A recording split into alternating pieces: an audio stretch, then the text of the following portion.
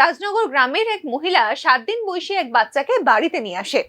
বাড়িতে ওই মহিলা একাই থাকতেন, তার স্বামী নেই বলেই জানা গিয়েছে। তার পরিবারে হঠাৎ সদ্যজাত শিশু আসার বিষয়টি জানাজানি হতেই এলাকা জুড়ে গুঞ্জন তৈরি হয়। খবর গিয়ে পৌঁছয় খোয়াই চাইল্ড লাইনে। এরপর চাইল্ড লাইনের কর্মীরা স্থানীয় পুলিশকে সঙ্গে নিয়ে ওই মহিলার বাড়িতে গিয়ে শিশু পুত্রটির হদিশ পান।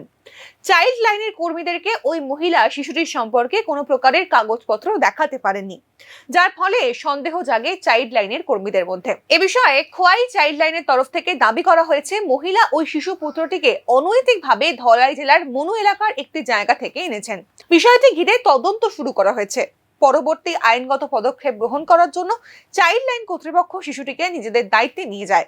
আমাদের খোয়াই চাইল্ড হেল্পলাইনে একটা ইনফরমেশন গিয়েছে যে আমরা রাজনগর এলাকাতে একজন মহিলা পরিবারে নিউ বেবি আগে নেই, তো এখন বর্তমানে ওনার পরিবারে একটা বাচ্চা আছে।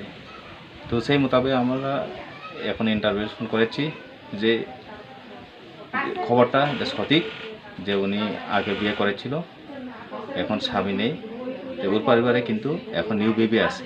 তো সেক্ষেত্রে অ্যাকর্ডিংলি আমরা ইনফরমেশন অনুযায়ী আমরা ইনভেস্টিগেশন করার পরে এখন আমরা কোনো ডকুমেন্ট পাইনি, কোনো কিছু লিগেলি কিচ্ছু পাইনি আমরা।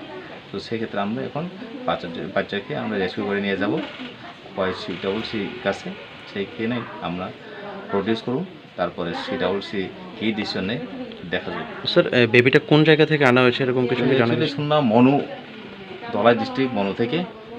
মহিলার দাবি তার সন্তান না থাকার কারণে কোনো রকম টাকা পয়সার লেনদেন ছাড়াই তিনি শিশুটিকে নিয়ে এসেছেন।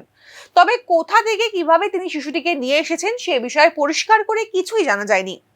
রাজ্যে শিশু বিক্রির ঘটনা প্রায়শই সামনে আসছে। এদিনের ঘটনায় নতুন করে রাজ্যে শিশু বিক্রির ঘটনাকে নিয়ে প্রশ্ন উঠছে। Bureau report, news now, Agartala.